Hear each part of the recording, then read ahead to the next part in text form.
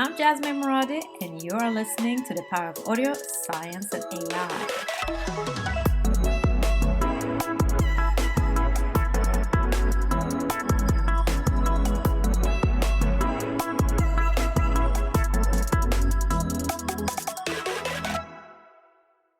My guest today is my dear friend and research colleague, Sven-Olov Daunfeldt. We connected for the first time when I randomly called him for advice in 2015, and surprisingly, we started working together when I started a soundtrack brand the same year. Sven-Olov grew up in Kiruna, one of the coldest spots in the north of Sweden. He trains powerlifting and calls himself Sweden's strongest professor in the world. I'd say he's Sweden's coolest professor listening to hard rock and country music. Sven-Olov has a PhD in economics from Umeå University and is today a professor of economics at Dalarna University in Sweden. During the day, he's the head of research at Handelnsforskningsinstitut, and under his belt, he has over 20 years analyzed the retail industry, and some of his other research areas are entrepreneurship, business development, structural change, and taxation.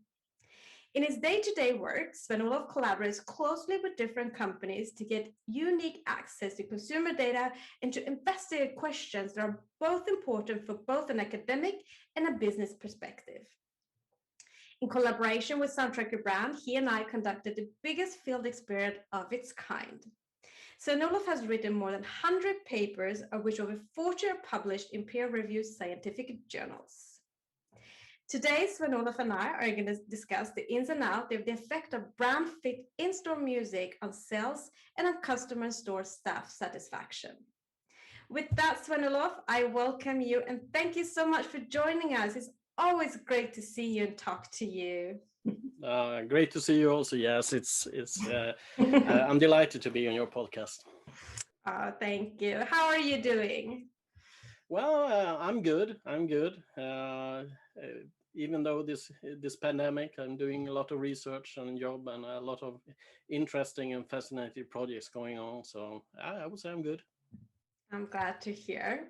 So let's start. I have myself, always since I was a young girl, been very interested in science and testing hypotheses in the real world. I've always called myself a mix of Curious George and Curio Gerlus, uppfinnar-Jocke, as we say it in Swedish. Yeah. So now I'm interested to understand, what was it in your inner motivational drive as a boy that drew your attention to research and becoming a professor? Oh my God. That's an interesting question. I don't know. Frankly, I don't even thought about being a professor when I was a boy. I wanted to be like Diego Armando Maradona or something. No, I think it more maybe grew. I was always interested in reading, for sure.